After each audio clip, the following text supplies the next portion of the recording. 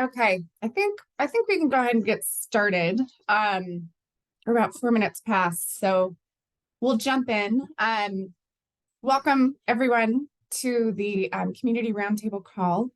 We are recording, so just a quick heads up, we will post this as well as the slides and the notes after the call. Just jumping into a couple of housekeeping items. Like I said, we'll record.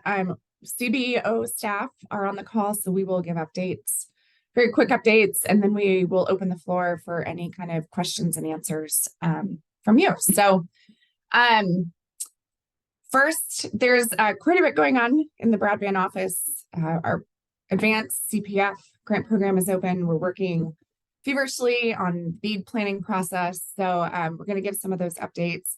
This slide's just a quick reminder on the process that we are currently following to prepare for BEAD, for the $826 million for BEAD. Brandy's going to talk a little bit about this more in detail. So Brandy, go ahead. Great, thank you, Lauren. I know we have kind of a light crew here today, so I realize I'm glad.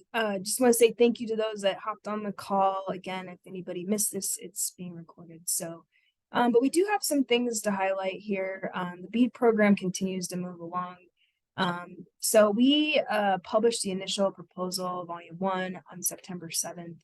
And for 30 days to collect comments, and we have received those comments, and we were able to make a few changes, not a ton, because just in general, these broadband programs are really prescriptive, and highly regulated. So we tried our best to incorporate some of the changes. Lots of really great ideas we were able to uncover. So, in terms of what we can do to help inform other broadband programs we have is really great.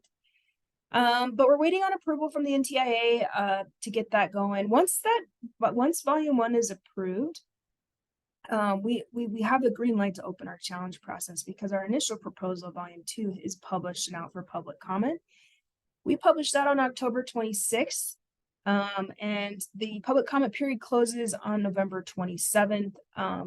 Lauren put a bunch of links up here so that you can click on those to open directly the public comment forms and go to our website.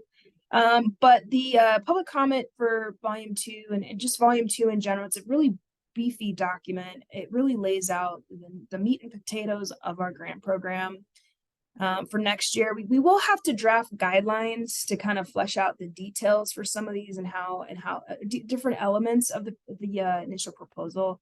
But all that information's in there. It really covers infrastructure, affordability, equity, and adoption issues, job creation, workforce readiness, and enhancing economic growth. So you'll see a lot of that. It also talks about how we're going to define our project areas and high cost areas. So those are areas that if you don't have a ton of time to read the document, we do have a really nice one-pager on our website, or maybe it's a two-pager at this point, but it really highlights the areas that we think people will want to focus on.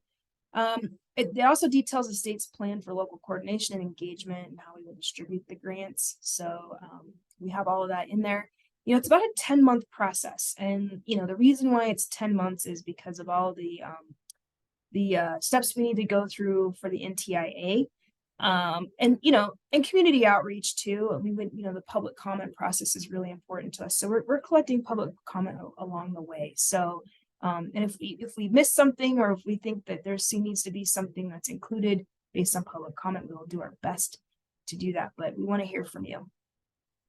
So to stay informed and track our progress, the NTIA has created a dashboard for all the states and territories that are currently engaged in the initial proposal process.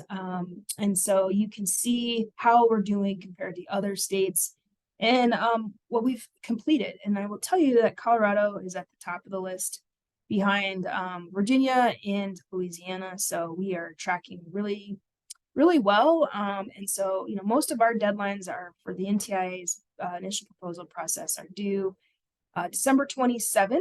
So we're ahead of schedule on that. So as soon as we get our green lights and publish everything, those will be available to you on our website. Next slide.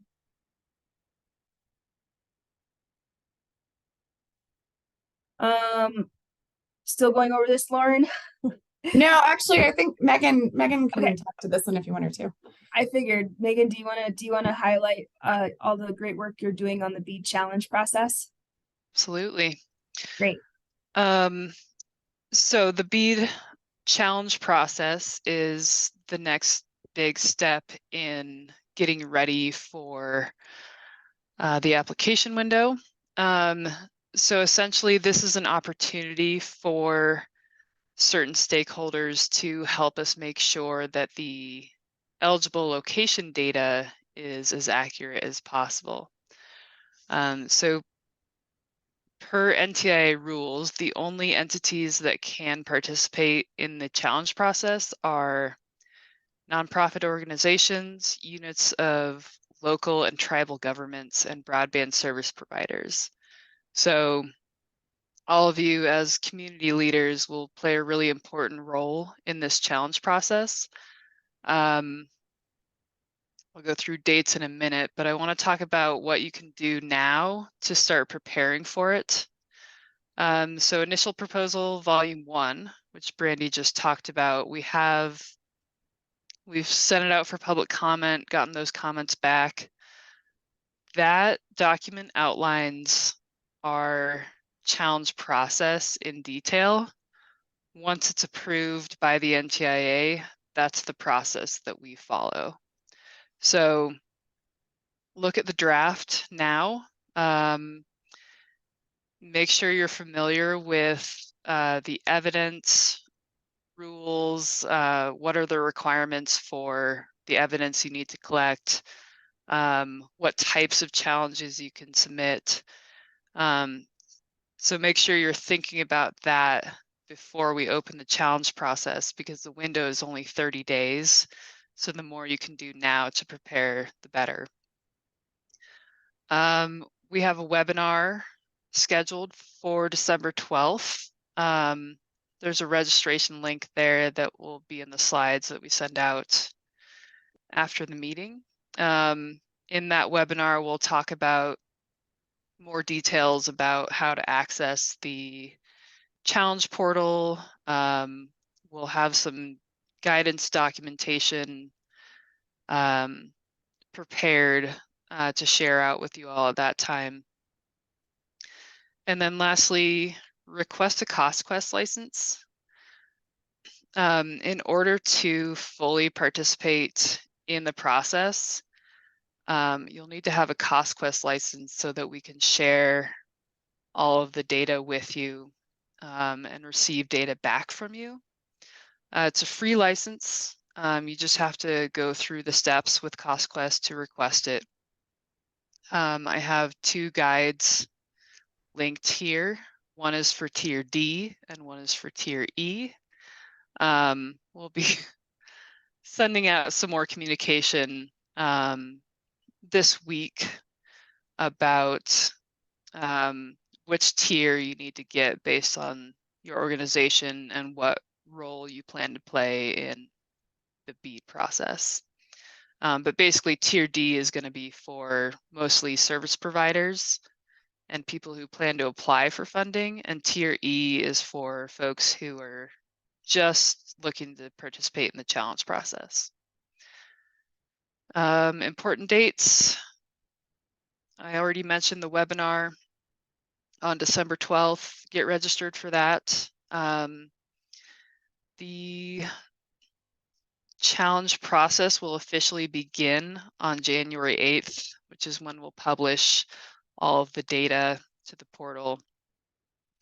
And the challenge window will be from January 10th to February 9th. So that's kind of the time that local governments and tribal governments will really be needing to participate in the process. The rebuttal phase is more for the ISPs who are responding to the challenges to their service. And we'll have weekly office hours starting in January to help walk through the whole challenge process and answer questions that you have along the way. So that's it. All right. Handing it back off to Lauren. Yep. Okay. Thanks, Megan.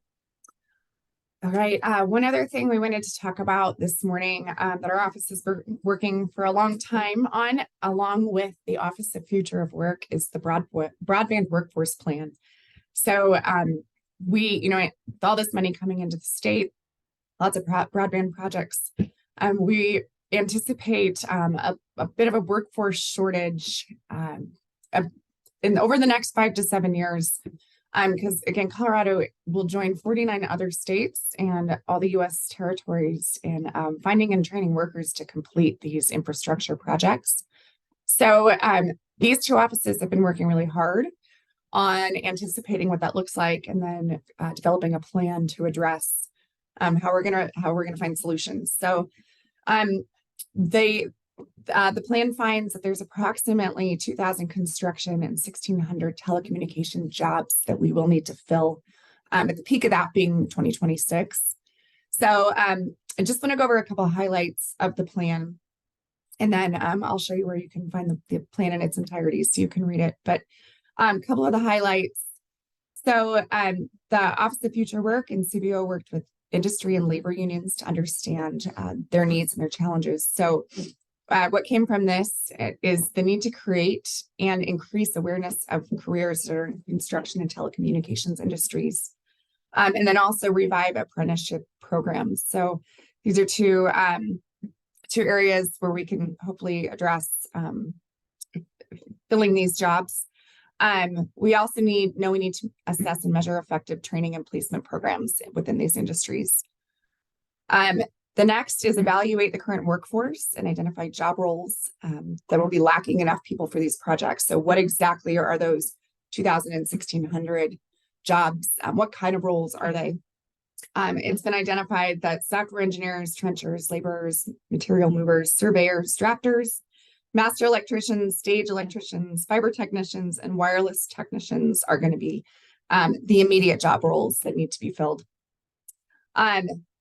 Next, we need to review current rewards programs, employee funding, and education that can be used now. So the state and the industry have many programs that we can utilize now to prepare for this. So testing and deploying training programs, particularly those that diversify the workforce.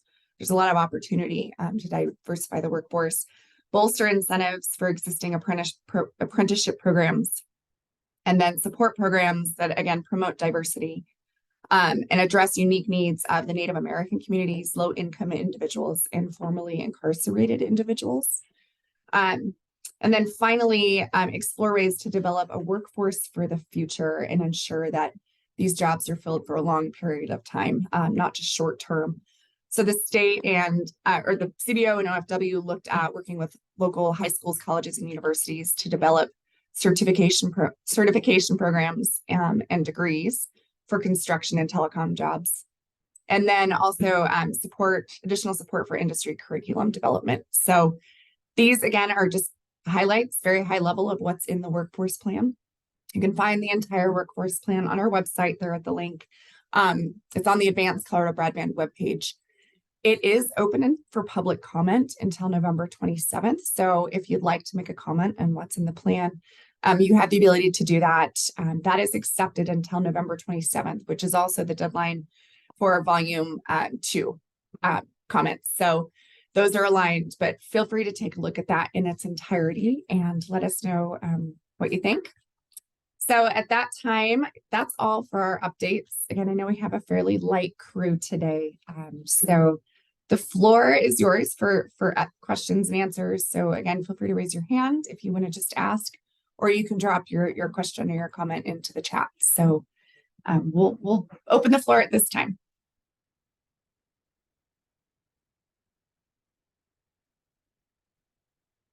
And CBO staff too, if there's any other updates in addition to what we talked about, please feel free to jump in and provide those too.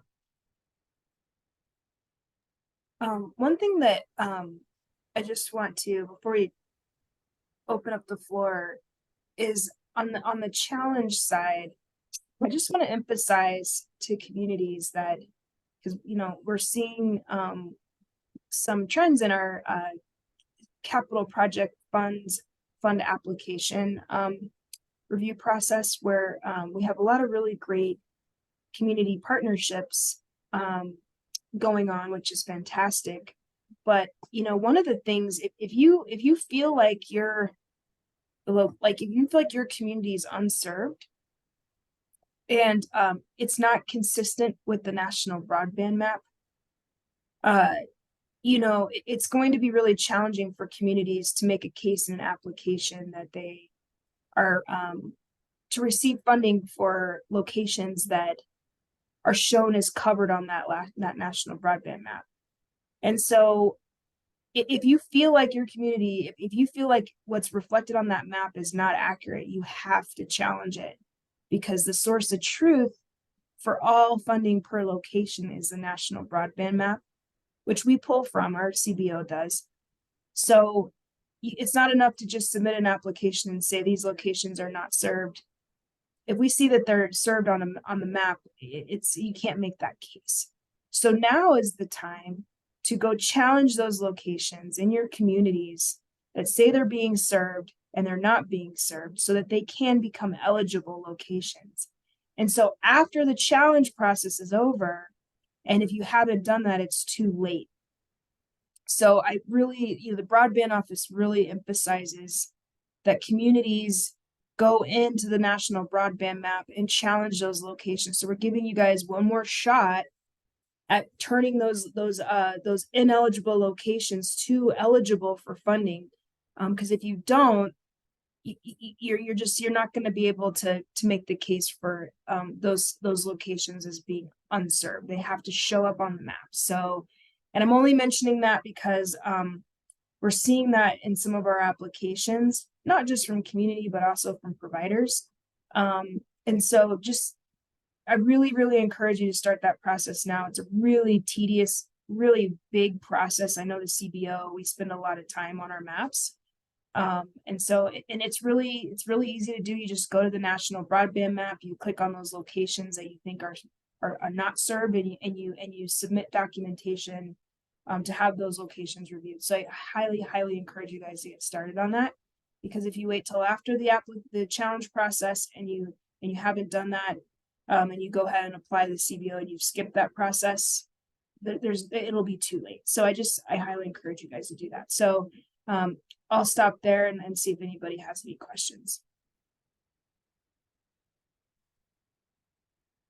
If no one jumps in with questions, I have a little bit to add on to what Brandy just said.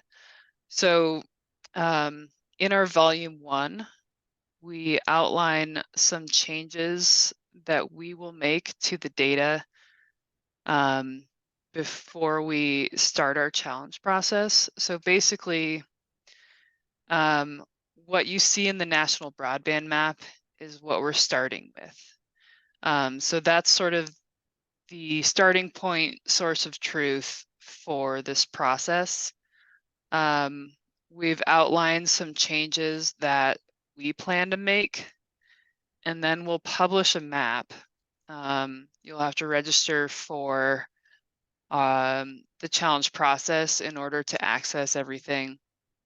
But you'll see that map, and that is what will be eligible for BEAD at the end of the process, unless it's challenged or changed throughout the challenge process. So if you look at the current national broadband map from the FCC and you see those areas of concern, those are going to show up when we put together our eligible location data. So take a look at the national broadband map now, get ready for our process, get your evidence ready. And yeah, it's kind of the last chance to get those locations on the map if they're not already. And a lot of the modifications we make will have to do with other funding commitments. So if it's already served by another program, we can't award funding to it. So that's the one thing you won't be able to see in the national broadband map at the moment.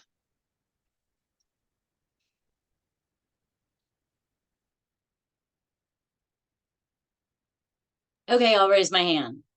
Great, go for it, Beth. Ali is like, oh God, there she is. No. So no. Well, first, let me just say thank you for what y'all are doing. And the fact that you took on that national map is massive.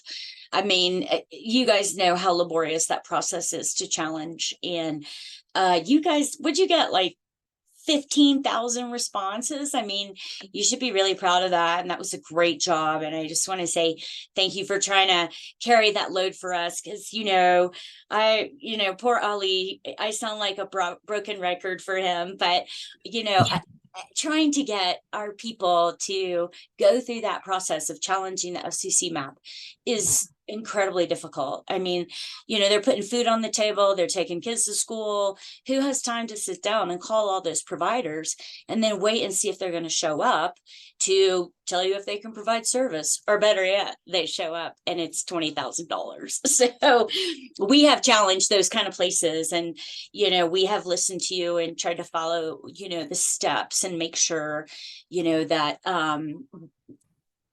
we're making a difference, I guess, for our community.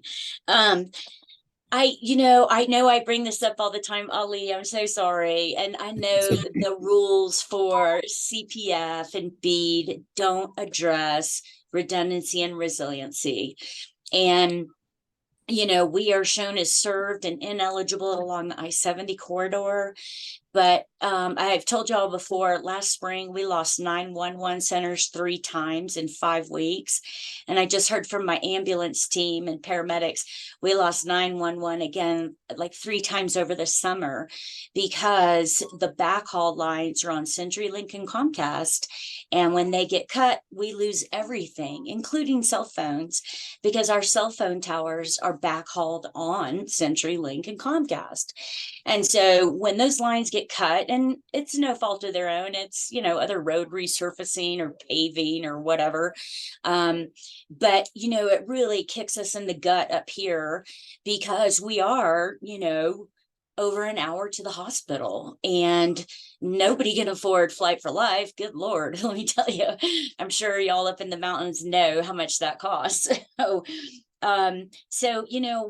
we still bring up the plea for some kind of quantification or qualification of resiliency and redundancy in those grant programs. And I realize I'm a day late and a dollar short, and that process is already written and approved by the people that matter. But I just wanted to bring that up again. The last thing I just wanted to ask was, challenging for backcountry areas.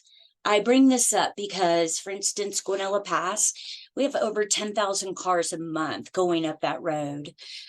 I mean, I'm sure Mount Evans, Mount Blue Sky, whatever, it is probably double that. And then we have Grays and Tories, which are 2 other 14ers. And y'all know we have like 50 something 14ers in this state. Our 14ers, even, and they are crappy roads. They're seeing like over 10,000 cars a month, and people park illegally, and we can't get emergency services up there, and we lose calls in dispatch because we don't have the connectivity in the backcountry to talk to first responders. I just pulled some data from our 911 center, and I would say almost 10% of our calls in dispatch are from the backcountry. And how do I appeal for that? How do I apply with an ISP for that? I mean, I don't think the economies of scale work for the ISPs, but how do we get connectivity in those kind of places where it's the whole reason people come to or move to Colorado, is to be way out in the middle of nowhere, but then they have no connectivity. So that's all I got. Yeah, no, Beth, that's great. And just first of all, you do matter. So you might be a day late and a dollar short, but you do matter. and we appreciate the feedback. Yeah, so and you're absolutely right. Like, these federal programs don't address what you're talking about. And that's okay, because there's still a need for those last mile grants to locations, households, businesses, and so forth. But it doesn't address redundancy, and it doesn't address the public safety issues you bring up. One of the things that we're trying to do, recognizing that there's gaps in that area, the items, the issues that you're talking about, is we have a couple of proposals that we have submitted to the leadership of the state to help address those issues, where, like, these have to be state dollars, because the federal government hasn't allocated federal funds to this sort of thing, at least not in mass, and not to our office. There are the Department of Public Safety has their own grants and so forth, but it's more on the first responder side of things, which, rolls up to the towers and everything, all the communication that's required. But what I would say is that we're looking at some proposals at the state to try to help with this, because you're right, there's no money for it, and I'm keeping my fingers crossed. So, because we've heard from you, we've heard from many others, and I know when I was in local government, I experienced the same problems in the high country. And so we are working on it, and hopefully we might be able, if everything goes according to plan, we might be able to stand up some programs that you can apply for to help and partner with the ISPs, because you're right, it doesn't pencil up there. They don't make money on the 14er, the guy who hiked a 14er without his jacket, food, and water, right? So every day that happens. Every day, I swear, it never fails. But yeah, we're working on it, and and it's because of your feedback and folks like you out there doing really great work on behalf of your community that it has helped inform some of our strategies. So stay tuned. Hopefully, we start a legislative session in about a month, a little over a month, and we'll start stakeholdering some policies that I would love to have your eyes on. So keep an eye out for those meetings that we're gonna have. Awesome. Thanks, everybody. I appreciate you. I'll say something. Beth, it's always a pleasure speaking to you. You're always tenacious, and you always keep bringing up the topic. But also, I wanted to bring up, the technical assistance program we're working on, that you'll be working on. You could probably get try to get a design or a resolution, have them look at that, see if they can incorporate a design into whatever we're going to be working on with your community. Maybe there's something there that we're not seeing, or we're overlooking, or something that can be incorporated with a new program. Just as the details we spoke about, they know more about the geography and what's existing there. Maybe they can provide us with a solution that we could look at. Awesome. Thank you. Yeah, we've been meeting. I don't know if you guys, it's called MAC group, like MAC group.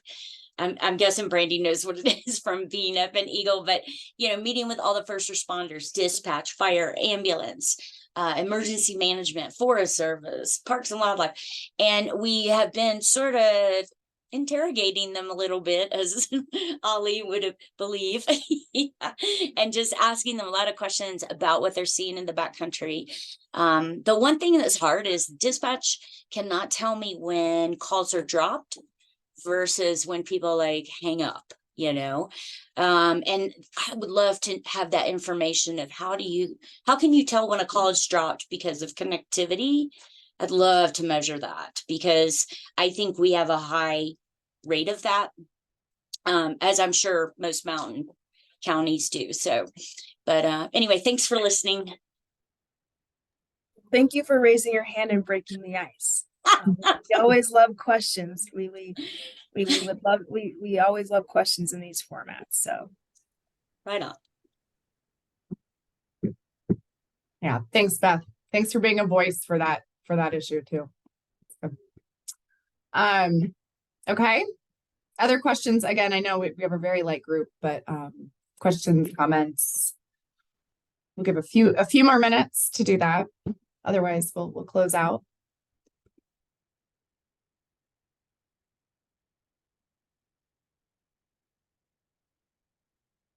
Okay.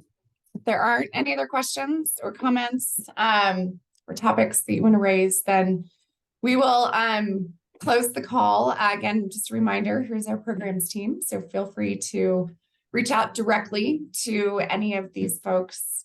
And then lots of opportunities to stay in touch with the broadband office. Our next roundtable is not until January. So I think a lot will take place between now and then in terms of what's going on in our office. So we'll have lots of updates there. You can go to our website for either the advanced website there, or you can go to just the CBO's website.